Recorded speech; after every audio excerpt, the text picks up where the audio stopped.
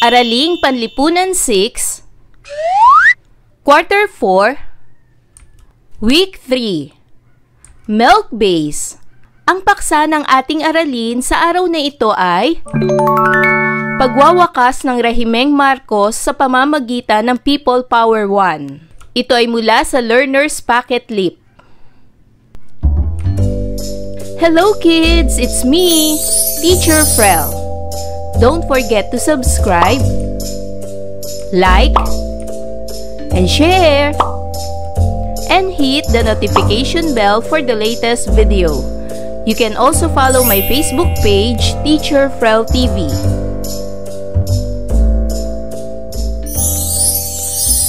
Sa araw na ito ay pag-aaralan natin sa asignaturang Araling Panlipunan ang pagwawakas ng Rehimeng Marcos sa pamamagitan ng People Power 1. Para sa most essential learning competencies, natatalakay ang mga pagkilos at pagtugon ng mga Pilipino na nagbigay daan sa pagwawakas ng batas militar, People Power 1.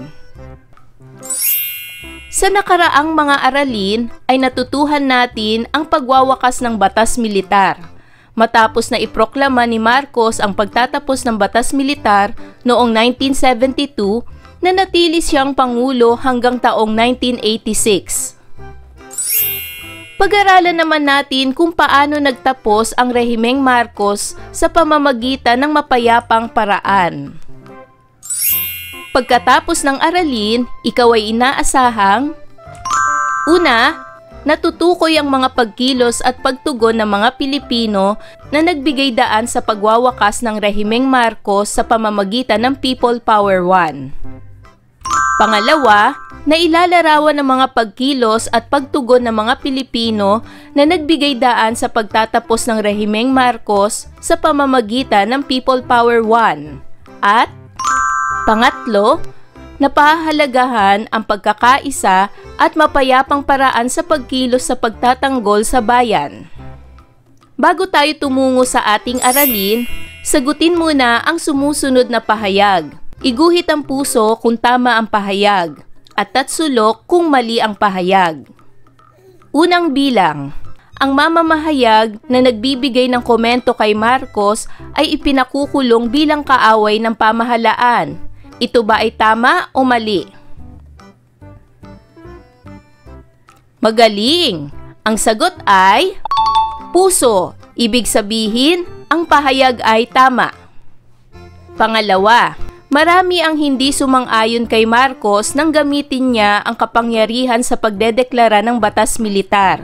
Ang pahayag ba ay tama o mali? Magaling! Ang sagot ay puso. Ibig sabihin, tama. Pangatlo, winakasan ang batas militar noong ika-17 ng Enero, 1981 sa bisa ng proklamasyon bilang 2045. Ang pahayag ba ay tama o mali?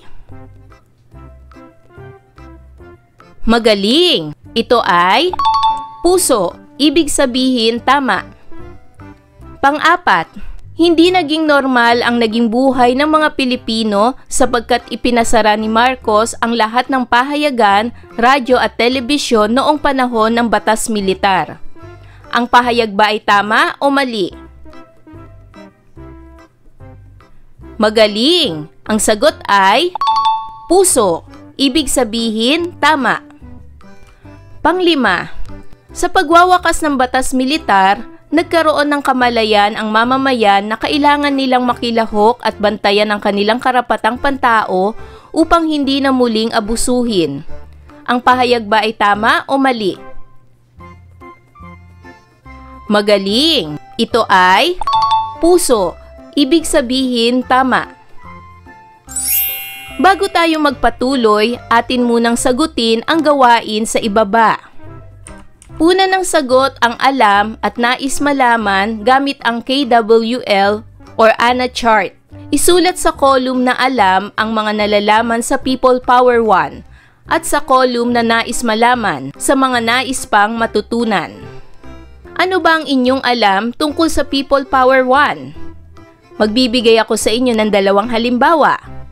Ang aking alam tungkol sa People Power 1 ay, una, ito yung pinakamapayapang revolusyon sa kasaysayan ng mundo. Pangalawa, nagkaroon ng dagliang halalan o snap election. Ngayon naman, isusulat nyo kung ano yung mga nais nyong malaman tungkol sa People Power 1. Magbibigay uli ako sa inyo ng 2 halimbawa. Ang nais kong malaman ay, kung may mga mamamayan rin ba ang nalulungkot sa pag-alis ni Pangulong Ferdinand Marcos? At nais ko ring malaman kung nagkaroon ba talaga ng dayaan sa snap election? At sa panghuling column naman, isusulat nyo ang mga nalaman ninyo. Halimbawa, ayon sa pagtatanong ko sa mga taong nakaabot noong panahon ni Marcos, nalaman ko na marami rin ang nalungkot sa pag-alis ni Pangulong Marcos dahil sinasabi nila na mas mapayapa ang kalagayan ng bansa noon sa panahon niya kaysa sa kasalukuyang panahon na lalong talamak ang pagpatay at paggamit ng droga. Ito ay mga halimbawa ko lamang at kung may nais kayong ilagay na sarili nyong alam tungkol sa People Power 1 o mga nais nyong malaman o mga nalaman nyo, isulat nyo sa bawat column. Maaaring magkakaiba tayo ng kasagutan. Natapos ang batas militar noong ika-17 ng Enero 1981 sa bisa ng proklamasyon bilang 2045. Ngunit nanatili si Marcos bilang Pangulo ng Pilipinas sa kabila ng kaliwat kanang paratang ng paglabag sa karapatang pantao ng mga naging biktima sa ilalim ng batas militar. Ngayon ay ating basahin ang mga naging dahilan ng pagwawakas ng rehimeng Marcos na nanatili sa pwesto bilang Pangulo mula 1965 hanggang 1986. Narito ang mga pangyayaring nagbibigay daan sa People Power 1. Ang People Power 1 o EDSA Revolution ay isa sa pinakamapayapang revolusyon sa kasaysayan ng mundo sa pagkamit ng pagbabago sa uri ng pamahalaan at sa mga namamahala. Pag-usbong at pagkilos ng oposisyon.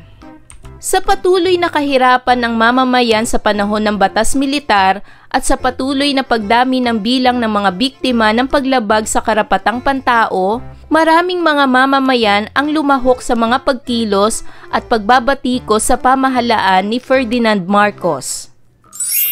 Sa panahong ito, umusbong ang mga samahang makabayan laban sa pamahalaang diktatorial.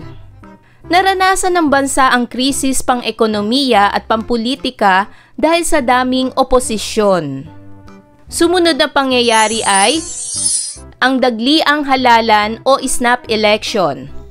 Ang patuloy na protesta at demonstrasyon ng iba't ibang sektor ng mamamayan sa maraming lugar ng bansa ay nagdulot ng pagbagsak ng ekonomiya at krisis pampolitika sa bansa.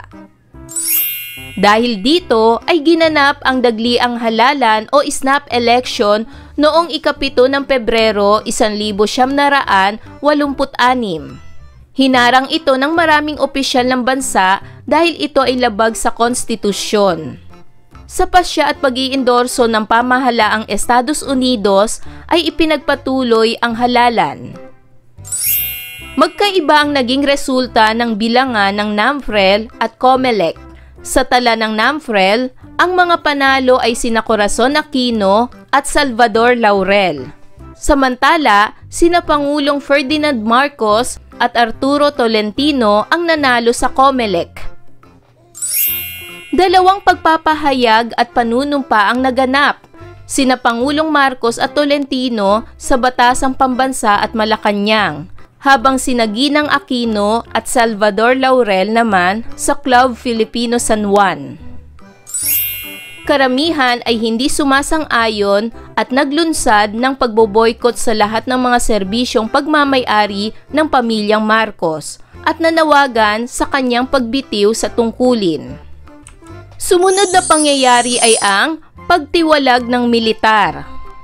Ang mainit na panawagan sa pagbitiw ni Pangulong Marcos bilang Pangulo ay nakaagaw pansin at suporta mula sa mga batang kasapi ng sandatahang lakas ng Pilipinas dahil sa naranasan nitong panggigipit at pagmamalabis sa hanay ng kasundaluhan. Karamihan sa mga batang opisyal ng militar ay nawalan ng tiwala sa pamumuno ng sandatahang lakas. Nag-organisa ng isang kasapi ang mga sundalo at sumabay sa panawagan ng pagbabago. Ang plano nitong paglunsad ng coup o pag-agaw ng kapangyarihan sa marahas na pamamaraan ay naging hudyat sa pagtiwalag ng militar sa Pangulo.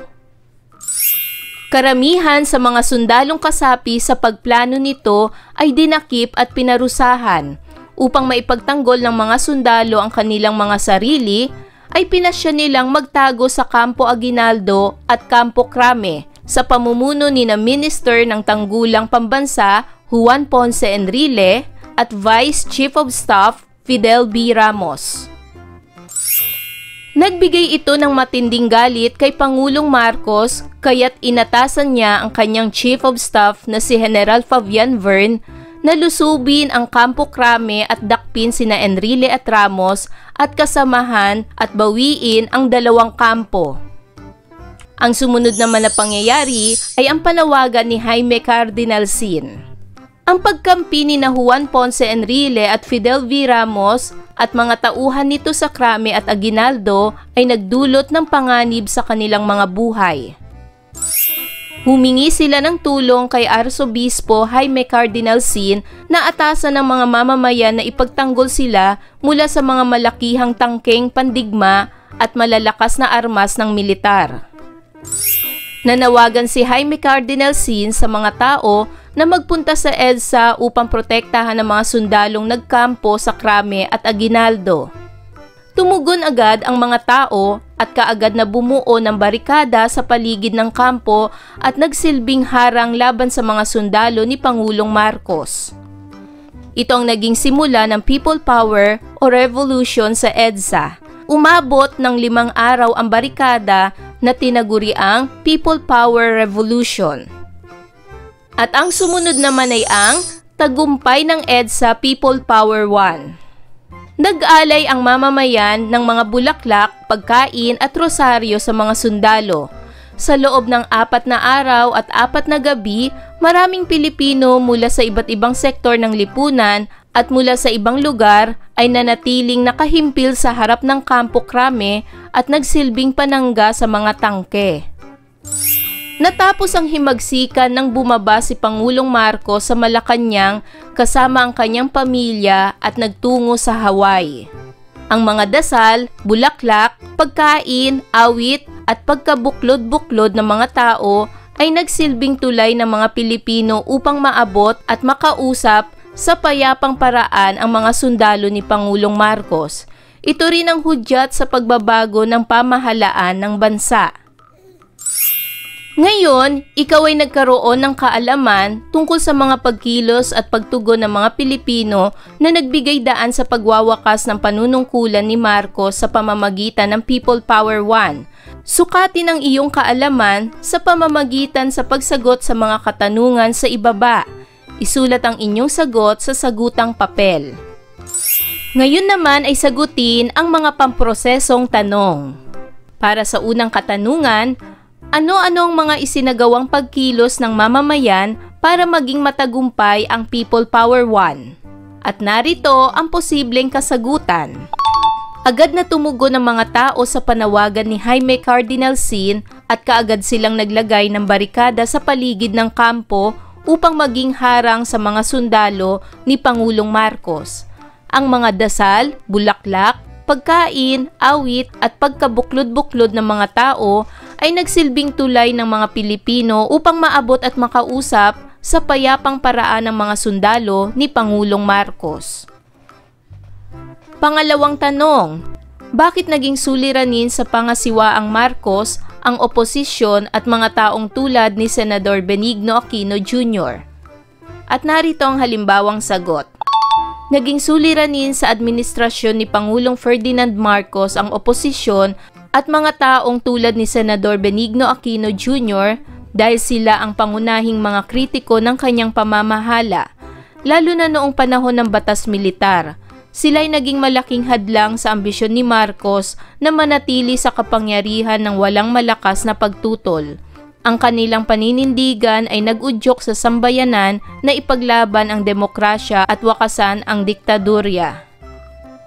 Pangatlong katanungan, bakit nawalan ng kasiyahan sa hukbo ng mga batang opisyal ng hukbong sandatahan ng Pilipinas? At narito ang posibleng kasagutan. Nawalan ng kasiyahan sa hukbo ng mga batang opisyal ng hukbong sandatahan ng Pilipinas dahil sa naranasan nitong panggigipit at pagmamalabi sa hanay ng kasundaluhan. Pang-apat na katanungan, sa paanong paraan ipinaglaban ng mga Pilipino ang demokrasya laban kay Pangulong Marcos? Narito ang posibleng kasagutan. Ipinaglaban ng mga Pilipino ang demokrasya laban kay Pangulong Ferdinand Marcos sa iba't ibang paraan at sa pamamagitan ng sama-samang pagkilos ng iba't ibang sektor ng lipunan. Napabagsak ng mga Pilipino ang diktadurya ni Marcos at naibalik ang demokrasya sa bansa. At panglimang katanungan, bilang isang mag-aaral, paano mo maibabahagi sa iyong kamag-aral ang pagpapahalaga sa mapayapang pamamaraan na pakikipaglaban noong panahon ng People Power 1? At narito ang aking halimbawang sagot. Maibabahagi ko sa aking mga kamag-aral ang pagpapahalaga sa mapayapang pamamaraan ng pakikipaglaban noong People Power 1 sa pamamagitan ng pagsasalaysay o pagkukwento nito sa kanila. Matapos mong masagutan ang mga katanungan, ngayon naman ay iyong sukatin ang iyong mga natutunan sa pamamagitan sa pagsagot sa mga sumusunod na gawain. Ngayon ay dumako naman tayo sa pagsasanay bilang isa. Piliin ang tamang sagot sa kahon. Isulat ang sagot sa inyong sagutang papel. Ang mga pagpipili ang sagot ay EDSA, Jaime Cardinal Sin, Juan Ponce Enrile, Snap Election, People Power 1, Corazon Aquino. Para sa unang bilang, siya ay alagad ng simbahan na may malaking bahagi sa matagumpay na People Power 1. Sino siya? Magaling! Ang tamang sagot ay Jaime Cardinal Sin. Pangalawang katanungan. Ang patuloy na protesta at demonstrasyon ng iba't ibang sektor ng mamamayan sa maraming lugar ang nagdulot ng pagbagsak ng ekonomiya at krisis pampulitika sa bansa, kaya nagdesisyon si Marcos na papiliin ang mga tao kung nais pa nilang ipagpatuloy ang kanyang panunungkulan. Ano ang isinagawa ni Marcos? Magaling! Nagkaroon ng snap election. Pangatlo, ang kanyang pagtiwalag kay Pangulong Marcos ay malaking tulong sa tagumpay ng People Power 1. Sino siya na tumiwalag kay Pangulong Marcos? Tama! Siya ay si Juan Ponce Enrile. Pang-apat, ito ay isa sa pinakamapayapang revolusyon sa kasaysayan ng mundo sa pagkamit ng pagbabago sa uri ng pamahalaan at sa mga namamahala. Anong revolusyon ito? Tama, ito ay People Power 1. At panglima, dito naganap ang makasaysayang People Power 1. Saan ito? Tama, ito ay naganap sa EDSA. Para naman sa pagsasanay bilang dalawa, magbigay ng mahalagang pangyayari sa People Power 1 gamit ang chart na nagbigay daan sa pagwawakas ng rehimeng Marcos. Ipaliwanag ang sagot sa sagutang papel. People Power 1 at pagbagsak ng rehimeng Marcos.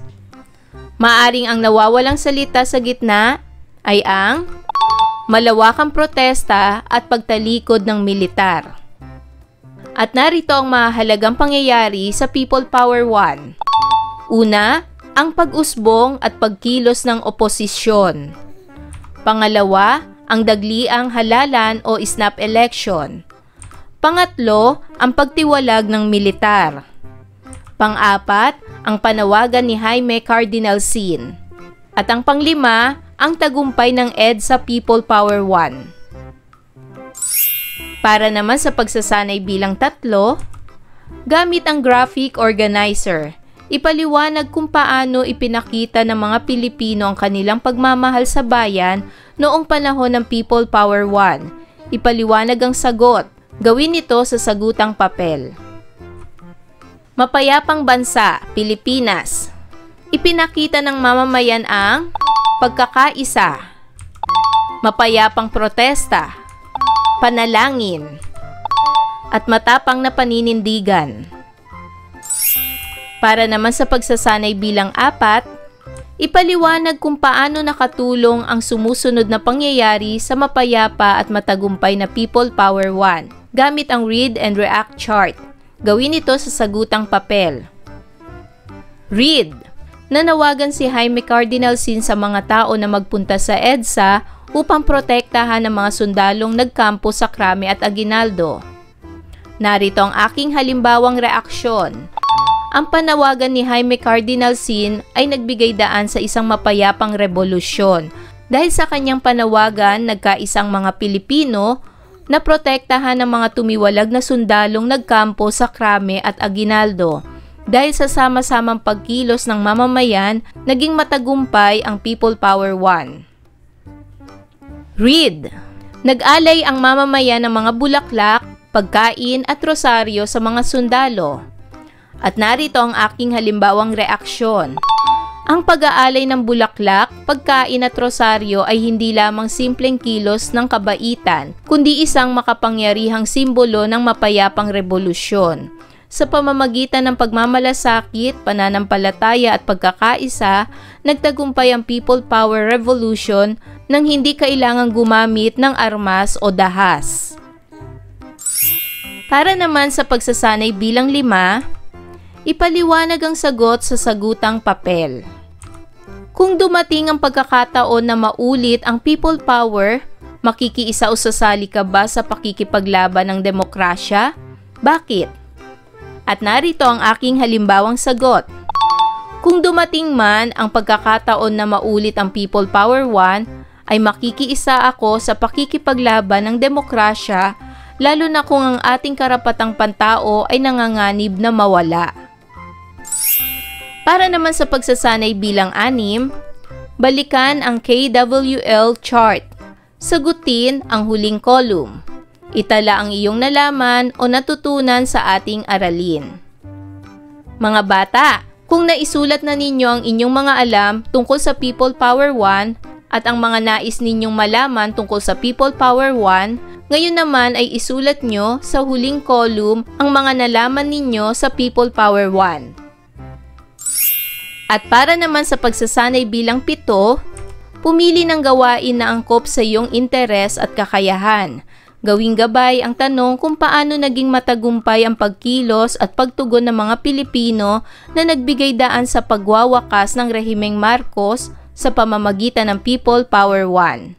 At narito ang inyong pagpipili ang gawain ayon sa inyong sariling interes. Para sa letter A, maaari kayong bumuo ng isang collage. Para sa letter B, maaari kayong bumuo ng sanaysay. Para sa letter C, maaari kayong gumuhit ng poster. At para naman sa letter D, maaari kayong bumuo ng tula o awit. Pumili lamang kayo ng isa sa mga ito. Ayan mga bata, marami ba kayong natutunan sa ating aralin? Kung ganon, magaling! Mga bata, sana'y naibigan nyo ang ating aralin sa araw na ito. Hanggang sa susunod na video lesson, paalam! Thanks for watching!